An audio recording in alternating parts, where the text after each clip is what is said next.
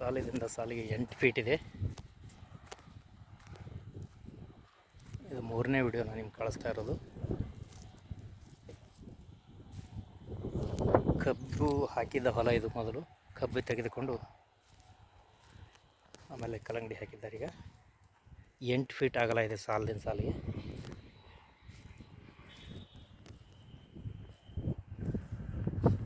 ಇದೇ ಥರದ ವೀಡಿಯೋಗಳು ನಿಮಗೇನಪ್ಪ ಅಂತಂದ್ರೆ ರೈತರಿಗೆ ಸಿಗಬೇಕಾದ್ರೆ Gururaj Mathapati YouTube channel share ಮಾಡಿರಿ, ಲೈಕ್ ಮಾಡಿರಿ, ಸಬ್ಸ್ಕ್ರೈಬ್ ಆಗಿರಿ.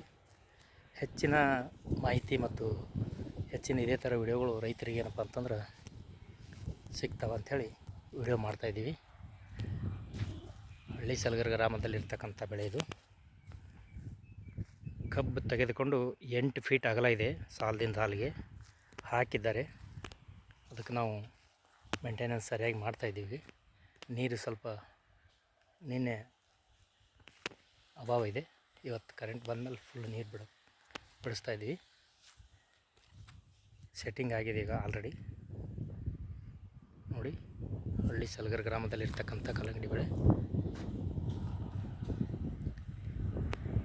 ಹೆಚ್ಚಿನ ಮಾಹಿತಿಗಾಗಿ Gururaj Mathapati YouTube channel share ಮಾಡಿರಿ, ಸಬ್ಸ್ಕ್ರೈಬ್ ಆಗಿರಿ, ಲೈಕ್ ಮಾಡಿರಿ. ಮುಂದೆ ಎಲ್ಲ ಥರದ ವಿಡಿಯೋಗಳು ರೈತರಿಗೆ ಏನಪ್ಪ ಅಂತಂದ್ರೆ ಸಿಗ್ತವೆ. ಕಲ್ಲಂಗಡಿದಲ್ಲಿ ಇನ್ನಿತರ ಬೆಂಡೆಕಾಯಿ, ಹಾಗಲಕಾಯಿ, ಇನ್ನಿತರ ತರಕಾರಿಗಳು, ಸೌತೆಕಾಯಿ, ಯಾವುದೇ ಒಂದು ಬೆಳೆ ನೀವು ವೀಕ್ಷಣೆ ಮಾಡ್ಬೇಕಂದ್ರೆ ರೈತರಿಗೆ ಏನಪ್ಪ ಅಂತಂದ್ರೆ ಇದೇ ಥರ ವಿಡಿಯೋ ಬರಬೇಕಾಗಿ ಮಾಹಿತಿ ನಿಮಗೆ ಸಿಗ್ತದೆ. ಅದಕ್ಕೆ ನಮ್ಮ ಚಾನಲನ್ನು ಸಬ್ಸ್ಕ್ರೈಬ್ ಮಾಡಿರಿ.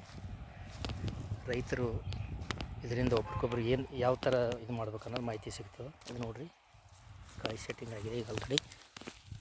ಈ ಥರ ಇಲ್ಲಿ ನೋಡಿ 250 ಗ್ರಾಮ್ ಥರ ಸೈಜ್ ಆಗಿದೆ. ½ kg ತನಕ, ಅರ್ಧ kg ತನಕ ಆಗಿದೆ ಈಗ. ನೋಡಿ, ಸೆಟ್ಟಿಂಗ್ ಆಗಿದೆ ನೋಡಿ. ರೈತ ಬಾಂಧವರೇ, ಎಲ್ಲ ರೈತ ಬಾಂಧವರಿಗೂ ಧನ್ಯವಾದಗಳು.